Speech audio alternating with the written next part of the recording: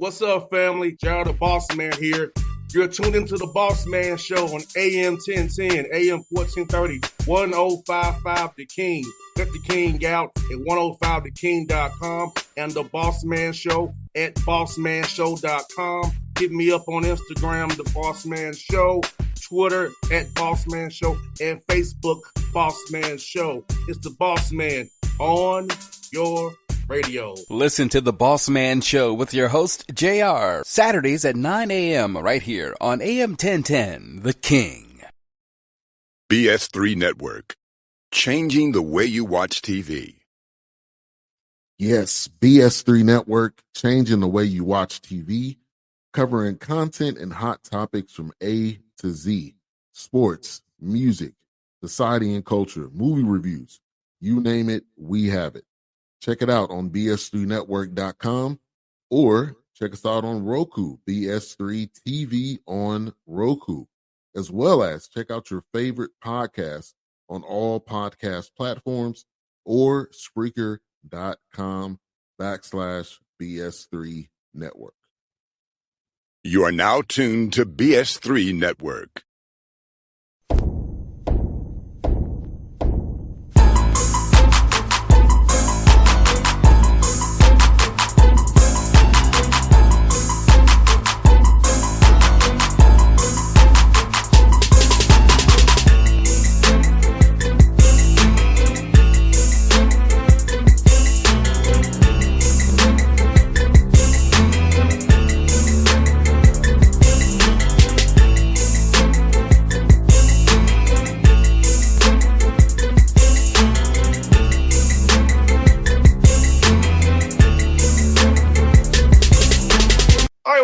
Bossman Show, new head coach, the Air Force Falcons, Coach Crispin here, but we're in the Bossman Show. Coach Joe, man, a highlight for you going to becoming the Falcons' new head coach, man. I love the gear you got there on. Man, I love it.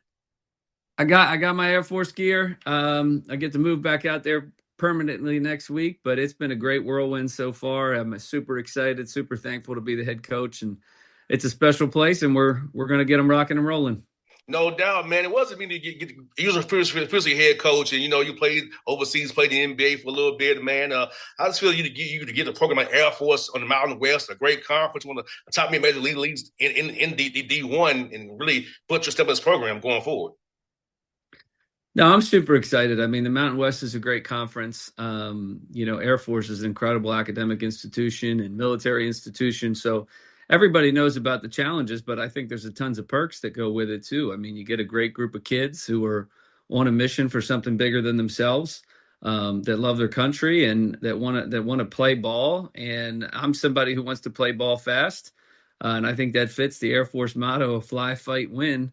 So we're adopting that to the hilt, so to speak, and we're going to get these guys rolling. I mean, they're coming off a couple tough years, but I actually like that. It's a chance to form a new identity and bring out all the potential that's within the program, and that's what we're excited about. Now, Coach Joe, as his man, for his at Air Force or Army or Navy, how much different is it to recruit to those schools because of the military component? Is he has to have certain GPAs, or you have to commit to the military? How is that process of recruiting a young man who might want to come to Air Force now?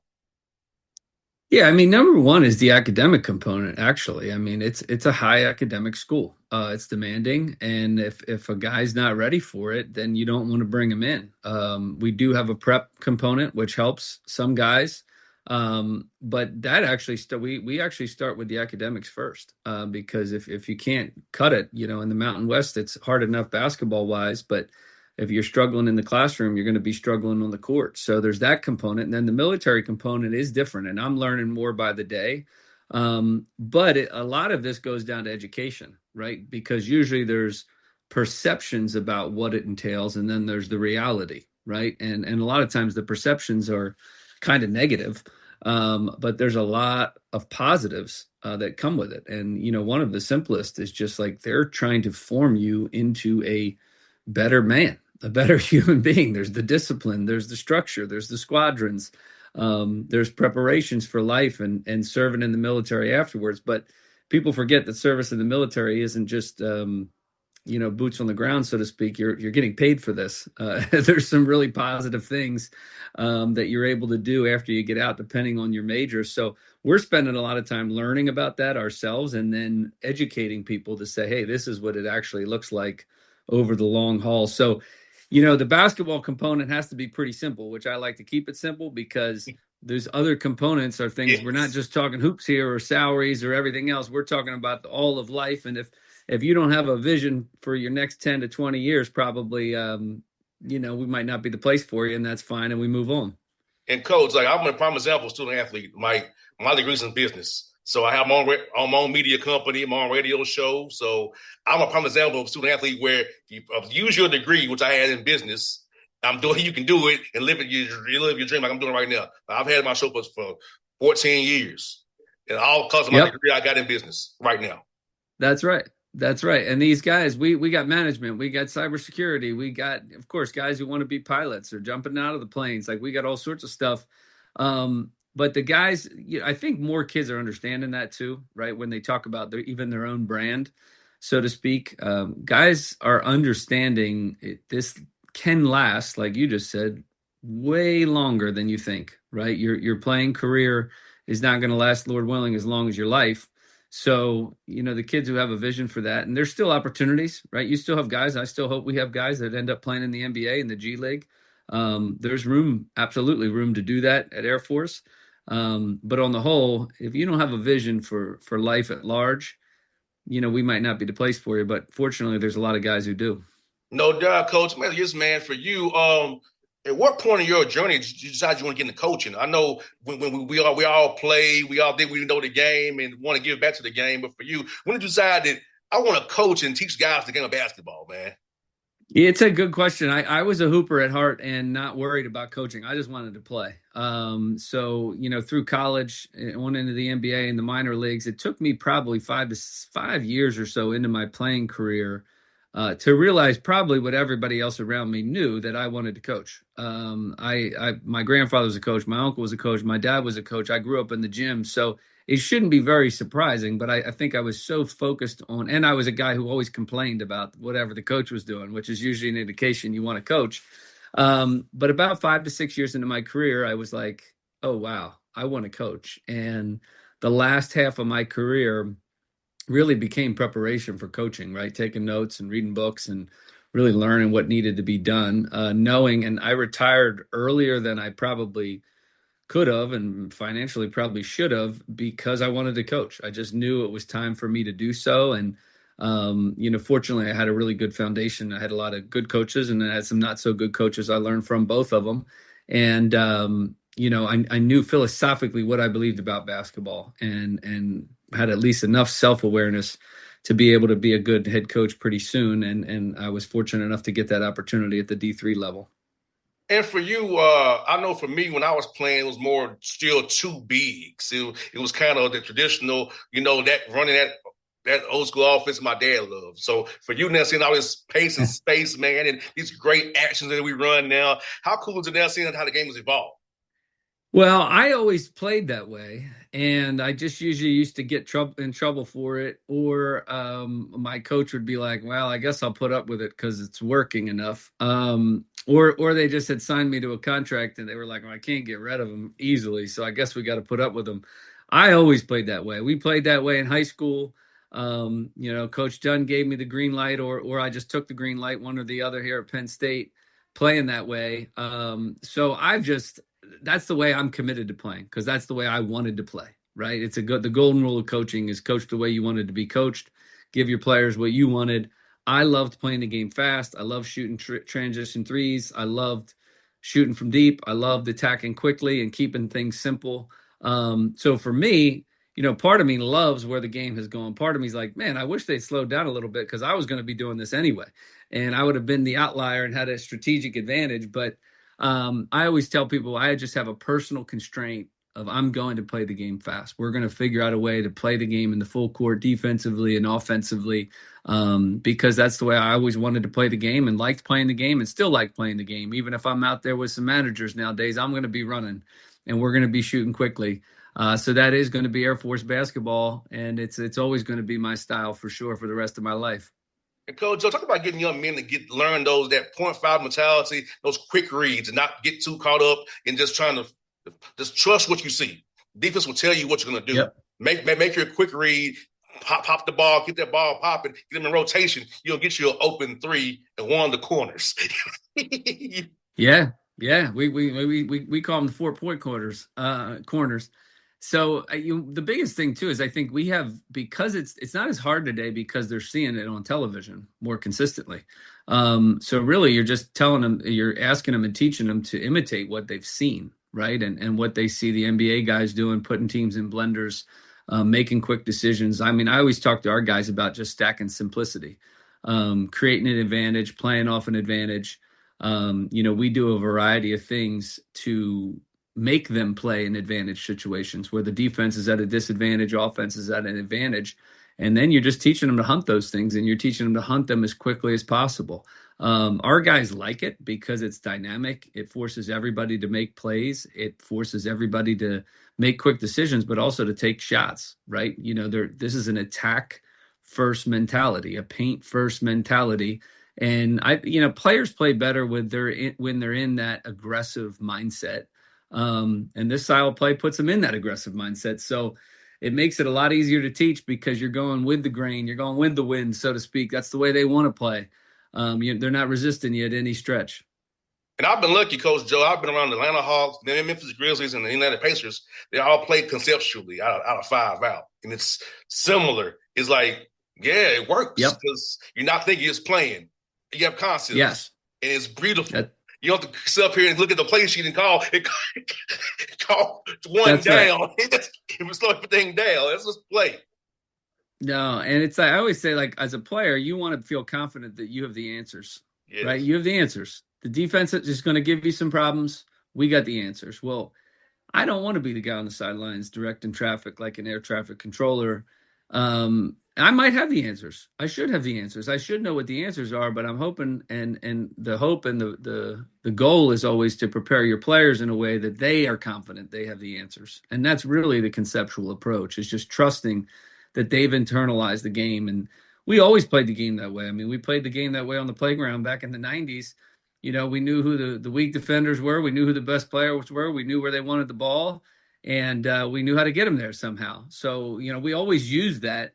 Growing up, there was a limited amount of structure on a busy playground, but there were all the principles that we're using today. They've always been around. We're just doing them a little bit faster. 100%. And Coach Joe has his man. How is it getting young men in college to kind of understand game plans, understand scouts? I know even the NBA level, I see it where sometimes the guys who don't play as much have issues understanding their roles on the scout, understanding what the game plan is. So how about getting young men in college to understand how to look the game mentally, understand game plan, discipline, understand scouts, understand what you look for, how to adjust in game, and understand the concept by having walked through it previously, per se. Yeah, I'd say we talk about it a ton with processing information. I don't want to overload you with information, but the information I give you, you have to apply the information. If you got to take what's on the whiteboard onto the court, you got to take off from the film onto the court, right? In the NBA, to your point, I learned that quickly in the NBA, and I was fortunate enough to be able to do that, and I had the preparation to be able to do that. But they would show you some film before the game, and you were expected to go out and apply it. And the guys who can't apply that information often can't play. So with college guys, a lot of times in the AAU environment, you play so many games that your preparation is limited. They don't have as much experience, many of them, based on the limitations of their high school program or in the circuits, right? You don't have a ton of time to prepare for games. You don't have a day or two to prepare for teams. So managing and processing information is something we'll even emphasize in our workouts and practice, right? So when you're playing one-on-one and you're closing out on a guy, you're not just closing out on the guy in general. You're closing out on that guy. How should you close out on that guy? What kind of pace do we want to create against this team? We'll even, when we come back and have most of our group in the summer, and when school starts and we have team practices, we'll have scout guys who are playing a different way and a slower pace, maybe, where we have to speed them up, all to work on that managing information, because you don't want to just be practicing it in the games, that's for sure. And it's often what makes the difference. I often say, from a coaching perspective, even to this day, I probably played longer than I coached. The difference between the pros and the college guys is often managing and processing and applying information, right? It's just they can just do it in the game because the game's slowing down for them, and that's where we want to get our college guys, and that's why you got to teach them a different way. Because I know from the Hawk Scout, from reading it the way I have, there's a different. Each guy has different. Where the ball is, it's a different coverage and scheme. It's that deep layer to it. And I don't think college guys are ready for that. Sometime they get to the NBA. Like the KYP is based on where the ball is when they have the ball. It could be corner if they have it here, slot, whatever. It's middle third. Like it's that detailed. And I think for some college guys, for them, use this really basic. But when they get that's probably seen a lot of young guys in the NBA. Like processing that scout to know every position on the court they're scouting for, and it's gonna be in the scout on your iPad.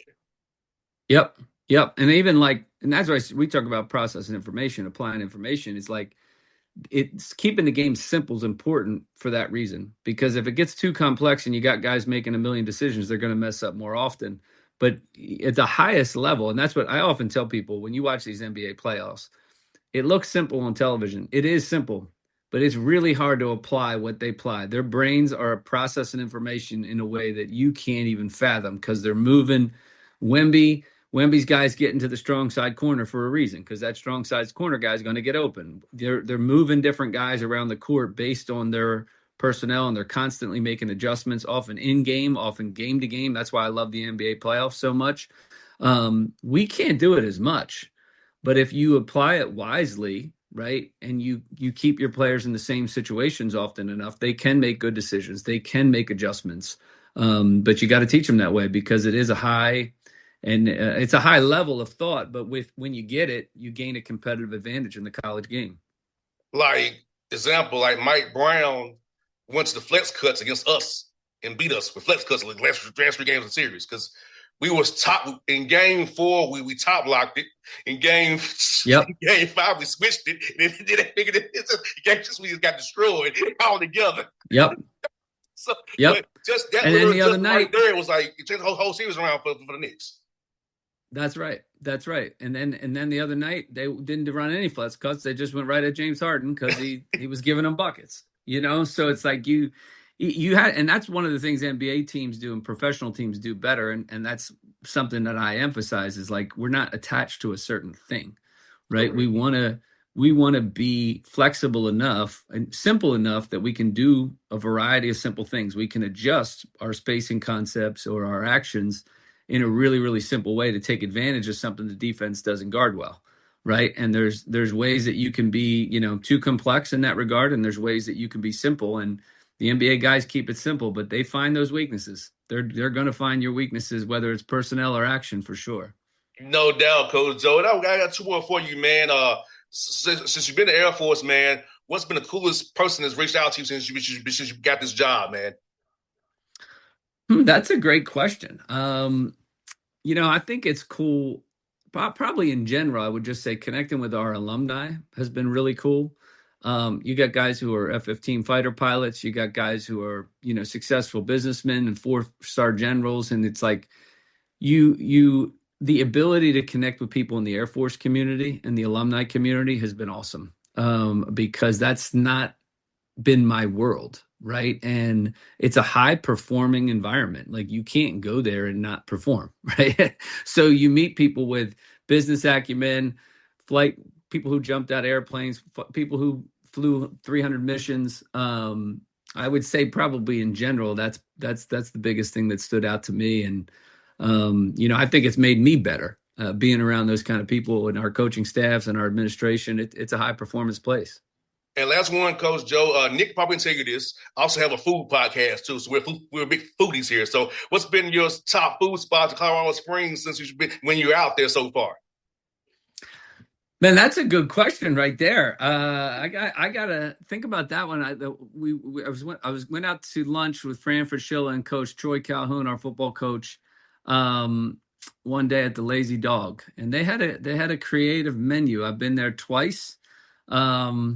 They had a little sushi poke bowl or something that I had, and then something else that was kind of creative. It wasn't just on the fly, but I also don't mind just getting a chocolate croissant at my local coffee shop. I'm a simple guy with my espresso, but I'm going to point you to Lazy Dog if you come out there. For now, we'll go get lunch. Coach Joe, it's funny. We got one here. We got a few of them in Atlanta here too. Do you? Yeah. So I knew it was a chain, but I hadn't been to one. So yeah, we got a few of them here. It's one in Alpharetta.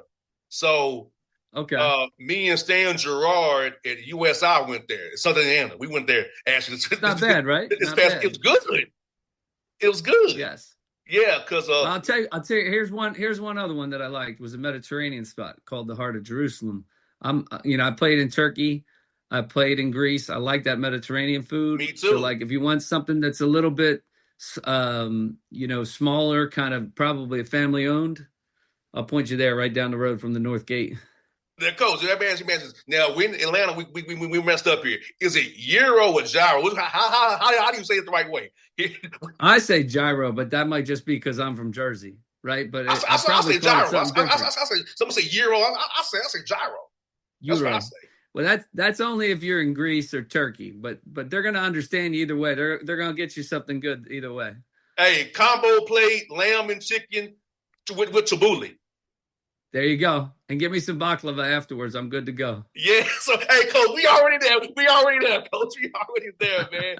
Hey, Coach, well, pleasure having the show, man. It was fun. We have to do this again really soon, man. I wish you all lucky out here. Love talking ball with you. I look forward to watching all the action you run this year on ESPN Plus, man, when I'm watching your games and CBS as well. Awesome. Appreciate you. I'm looking forward to doing it again. Yes, sir. Appreciate you, brother. BS3 Network. Changing the way you watch TV. Yes, BS3 Network, changing the way you watch TV, covering content and hot topics from A to Z. Sports, music, society and culture, movie reviews. You name it, we have it. Check it out on bs3network.com or check us out on Roku, BS3 TV on Roku, as well as check out your favorite podcast on all podcast platforms or Spreaker.com/BS3 Network. You are now tuned to BS3 Network. What's up, family? Gerald the Bossman here. You're tuned into the Bossman Show on AM 1010, AM 1430, 1055 The King. Let the King out at 105theking.com and the Bossman Show at bossmanshow.com. Hit me up on Instagram, The Bossman Show, Twitter at Bossman Show, and Facebook, Bossman Show. It's the Bossman on your radio. Listen to The Bossman Show with your host, JR, Saturdays at 9 a.m. right here on AM 1010, The King.